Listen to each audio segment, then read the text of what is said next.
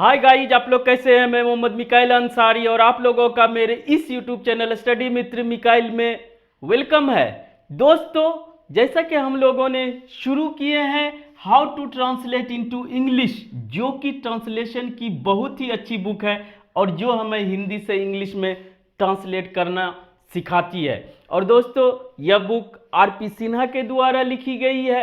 अब भी जो हमारा चल रहा है दोस्तों, वो चैप्टर नंबर 28 और दोस्तों ये स्ट्रक्चर नंबर 7 है, जिसका टॉपिक बहुत अच्छा है दोस्तों, एज इफ या एज दो, जिसका हिंदी मतलब होता है मानो या जैसे कि। ठीक है दोस्तों, और इसको यूज कब करते हैं इंग्लिश में, वो हम लोग इस स्ट्रक्चर में या इस वीडियो में देखेंगे। एज इफ का या एज दो का यूज। ठीक है दोस्तों, और अभी तक में आप इसका पैटर्न समझ गए होंगे कि ये सबसे पहले हिंदी वाक्य देते हैं, उसके बाद स्ट्रक्चर, उसके बाद ट्रांसलेट करके दिखाते हैं और उसके बाद कुछ एग्जाम्पल्स और एक्सरसाइज देते हैं। और हम दोस्तों आपके साथ जो भी स्ट्रक्चर होता है उसे डिस्कस करके आपके लिए आसान करते हैं और साथ ही साथ इसमें जो भी एक्स्ट्रा कंसेप्ट यूज होता है उसे भी डिस्कस करके आपके लिए आसान करते, ताकि आप अच्छे से बना सके, समझ सके और अपने इंग्लिश लैंग्वेज को इम्प्रूव कर सके। और हाँ दोस्तों, अगर इस चैनल पे नए हैं और इस वीडियो को पहली बार देख रहे हैं तो प्लीज़ इस वीडियो को लाइक के साथ साथ इस चैनल को भी सब्सक्राइब करें दोस्तों, इससे हमें मोटिवेशन मिलता है। तो आइए दोस्तों शुरू करते हैं कि सबसे पहले हिंदी में क्या स्टेटमेंट या हिंदी में क्या बातें रहेगी जिसे हम इंग्लिश में इस स्ट्रक्चर पे ट्रांसलेट कर सकें। स्पेशली हम लोग एज इफ कब यूज करेंगे। तो चलिए दोस्तों शुरू करते हैं। जैसे वह इस तरह चलता है मानो वह लंगड़ा है। ठीक है, आप इसको समझने की कोशिश कीजिए कि इसमें कहना क्या चाह रहा है और इसका मतलब क्या हो रहा है।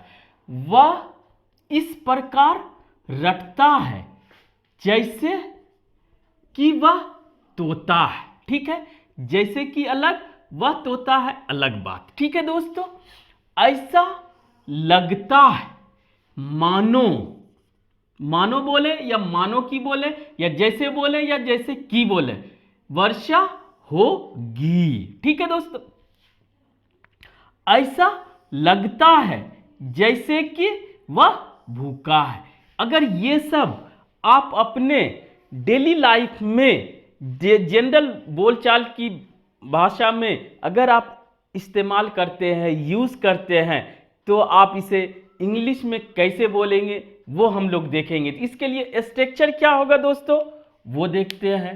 ठीक है, सबसे पहले सेंटेंस, जो पहला इंडिपेंडेंट रहेगा वो सेंटेंस, चाहे वो पास्ट में रहे चाहे वो प्रेजेंट में रहे, जनरली पास्ट या प्रेजेंट की ही बात करेगा, फ्यूचर में नहीं रहेगा।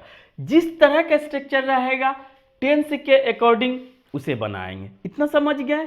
ठीक है, इंडिपेंडेंट क्लॉज अब हिंदी में जहां से आएगा, चाहे मानो या मानो की या जैसे कि आए, मानो या मानो की, तो उसके लिए आप इंग्लिश में क्या यूज करेंगे तो वो देखेंगे दोस्तों। ये यहां पर बातें हैं, मेन बात है। तो उसके लिए हम लोग एज इफ या एज दो, यहां पे एक बात समझ ले, दोनों में कोई भी फर्क नहीं है। ये दोनों का मतलब मानो की या जैसे कि होता है। अभी इसमें कंसेप्ट बाकी है दोस्तों। और अगला उसके साथ जो होगा उसके लिए पहले तो सब्जेक्ट आएगा, कोई कंफ्यूजन नहीं। उसके बाद दोस्तों अगर ऐसे कहें तो पास्ट इंडेफिनिट टेंस का यूज होगा। ठीक है, उसका जो भी हमारा प्रॉपर्टीज है वो लगेगा। और उसके साथ साथ अगर हम जानते हैं कि पास्ट इंडेफिनिट टेंस में अगर वाज या वर यूज करते हैं सब्जेक्ट के अकॉर्डिंग, लेकिन यहां पर कोई भी सब्जेक्ट रहे, ही शी राम श्याम सिंगुलर के लिए वाज यूज करते हैं, लेकिन सभी के लिए वर यूज होगा। वेयर ना पढ़े दोस्तों, ये वर है, ठीक है। और पास्ट इंडेफिनिट टेंस में कुछ आप रखने की बात करते हैं, आपके पास हैज है प्रेजेंट में, पास्ट में सभी के लिए हैड, तो हैड यूज करेंगे। उसके बाद दोस्तों हमारा ये दोनों के साथ नाउन होगा या एडजेक्टिव होगा। ये पहले भी हम लोग टेंस में बात कर चुके हैं, बस फर्क यहां पर ये है, सभी के लिए वर्ड का यूज करेंगे। अगर स्टेटस दिखाना हो तो ही, शी, इट या सिंगुलर नाउन के लिए हम लोग यूज करते थे वाज, लेकिन यहां वर्ड यूज करेंगे। अभी ट्विस्ट बाकी है दोस्तों। और अगर हमारा कोई संभावना दिखा रहा हो तो वहां पर विल नहीं यूज करेंगे, वहां पर हम लोग वुड यूज करेंगे और उसके साथ वर्ब का फर्स्ट फॉर्म, उसके बाद ऑब्जेक्ट या अदर वर्ड्स ऑप्शनल, ठीक है। ये तो स्ट्रक्चर की बात हुई। अब जो मेन बात है कि ये शो क्या करेगा, तो दोस्तों एज इफ का यूज हम लोग करते हैं हाइपोथेटिकल या इमेजिनरी या कल्पना दिखाने के लिए। वो प्रेजेंट की कल्पना कि ऐसा चल रहा है, ऐसा कर रहा है, मानो कि वो ये है, वो है नहीं, उससे सिर्फ कंपेयर किया जा रहा। समझ लें, इतना अगर समझ लिए तो हाइपोथेटिकल सिचुएशन को इमेजिन करने के लिए एज इफ या एज दो का यूज किया जाता है, वो भी प्रेजेंट का। लेकिन यहां पे इफ कंडीशनल सेंटेंस पढ़े होंगे कि हाइपोथेटिकल हो, प्रेजेंट का हो, लेकिन हम लोग उसमें पास्ट इंडेफिनिट टेंस का यूज करते हैं। और हाइपोथेटिकल सिचुएशन को दिखाने के लिए हम लोग ये चाहे सिंगुलर सब्जेक्ट रहे या प्लूरल सब्जेक्ट रहे, हम लोग वर का यूज करेंगे। और होगी, होगा के लिए जो एक्शन बताएगा उसके लिए विल के जगह वुड यूज करेंगे।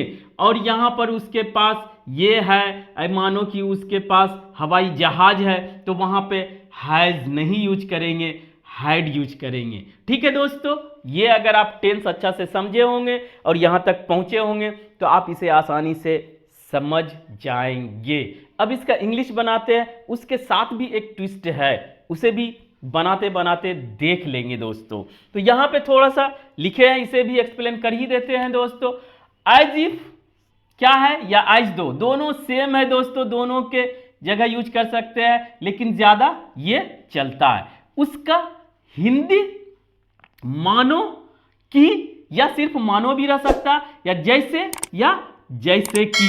अगर इमेजिनरी है, हाइपोथेटिकल है, तो आप वहां पर पास्ट इंडेफिनिट टेंस ही यूज करेंगे, चाहे वो एक्शन की बात करता हो, चाहे वो पोजीशन की बात करता हो, चाहे वो स्टेटस की बात करता हो। अगर एक्शन की बात करे, आपको लगे संभावना कि वो फ्यूचर की बात कर रहा है, लेकिन दोस्तों वहां पे विल के जगह वुड यूज करेंगे। क्लियर? और वो संभावना बताएगा कब का? प्रेजेंट का। ठीक, ये है। अगर इमेजिनरी हो तो प्रेजेंट पास्ट का ही क्या क्या चीज यूज कर सकते हैं, वर्ड जो भी सब्जेक्ट हो, और हैड पोजीशन के लिए और एक्शन के लिए वुड प्लस V1। ठीक है। अगर यहां पर एक ट्विस्ट है कि अगर आपको रियल चीज को दिखाना है कि वास्तव में लग रहा है कि ऐसा है, तो वहां पर आप प्रेजेंट इंडेफिनिट टेंस यूज कर सकते हैं। ठीक है। या सब्जेक्ट के according is, are, am use कर सकते हैं, या हैज या हैव यूज कर सकते हैं, और V1 या V5 यूज कर सकते हैं। कब? जब सिचुएशन आपको लगे रियल है, इमेजिनरी नहीं है, वास्तविक है, तो वहां पर इस ट्विस्ट को भी आप समझ लें। अब आप अगर इतना समझ लिए तो आप आसानी से बना सकते हैं दोस्तों। जैसे वह इस तरह चलता है मानो वह लंगड़ा है, यानी एक लंगड़ा आदमी से उसका कंपेयर किया जा रहा है। वो ऐसा नहीं है, लेकिन किसी वजह से ऐसा चल रहा है, और हम इमेजिन करते हैं कि वो नकल कर रहा है या मजबूरी में चल रहा है या आप ऐसे अपना स्टेटमेंट दे दिए, और अक्सर आप लोग देते भी हैं सब लोग, तो उसका होगा वह इस तरह से चलता है। यहां पर चाहे पास्ट में रहे चाहे प्रेजेंट में रहे, ही वॉक्स। अब दोस्तों कैसे, मानो, एज इफ या जैसे कि, ही वर लेम। अगर यहां आप ऐसे सिंपल लिखते और वाकई वो लंगड़ा है तो कहने की जरूरत नहीं पड़ती। ही वाज कभी नहीं दे दोस्तों, हाइपोथेटिकल सिचुएशन को दिखाने के लिए वर ही यूज किया जाता है। ही वर लेम, लेम मीन्स लंगड़ा। ठीक है, ये अगर आप ये समझ गए होंगे, इतना मेरा बकना अगर आपको समझ में आया होगा तो आप आसानी से बना भी लेंगे, समझ भी लेंगे, और आपको सिचुएशन के अकॉर्डिंग आप यूज भी कर लेंगे दोस्तों। वह इस प्रकार रटता है जैसे कि वह तोता है। ये भी आप किसी को देखते होंगे, बोला रे वो इस तरह से रटता है कि मानो कि वह तोता है या जैसे कि वह तोता है। तो वो तोता तो नहीं है, लेकिन उससे आप कंपेयर कर रहे हैं और वो प्रेजेंट में आप कंपेयर कर रहे हैं और उसका स्टेटस बता रहे हैं। तो वहां पर आप दोस्तों ही मेमोराइज एज इफ या as the he were a parrot, आप ऐसे लिखते ही इज अ पैरोट, लेकिन ये गलत हो जाता, चाहे प्रेजेंट दें चाहे आप वाज दें, सभी गलत हो जाएगा और वर ही हाइपोथेटिकल सिचुएशन को दिखाया जाता है। ठीक है दोस्तों, अब आइए दूसरे तरह के बात है। ऐसा लगता है मानो वर्षा होगी, ये भी हाइपोथेटिकल है, एक सिचुएशन ऐसा बन रहा है, बादल छाए हुआ है या कुछ ऐसा लग रहा है, अंधेरा है, तूफान है, तो लग रहा है कि वर्षा हो सकती है, पॉसिबिलिटी है। ठीक है, अगर पॉसिबिलिटी बहुत कम है, हाइपोथेटिकल लग रहा है, तो वहां पर दोस्तों ये ऐसा लगता है, इट सीम्स, ऐसा मुझे लगता है, I feel, I felt past में, तो वो इसके आई इट अपियर्स, ये सब आप पहले से सीख लेंगे। अगर ये सीख गया है ऐसा लगता है तो इसका इंग्लिश इट सीम्स।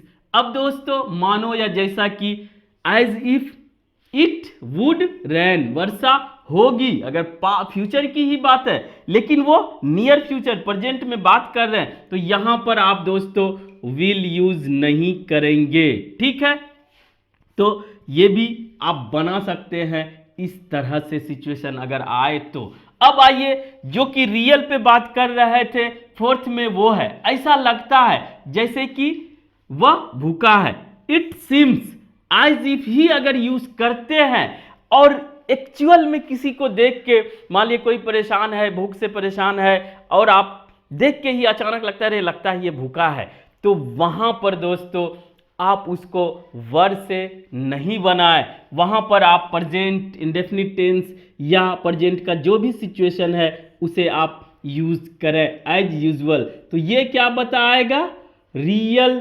सिचुएशन। ठीक है, तो आप प्रेजेंट में भी इसे एज इफ को या एज दो को यूज कर सकते हैं।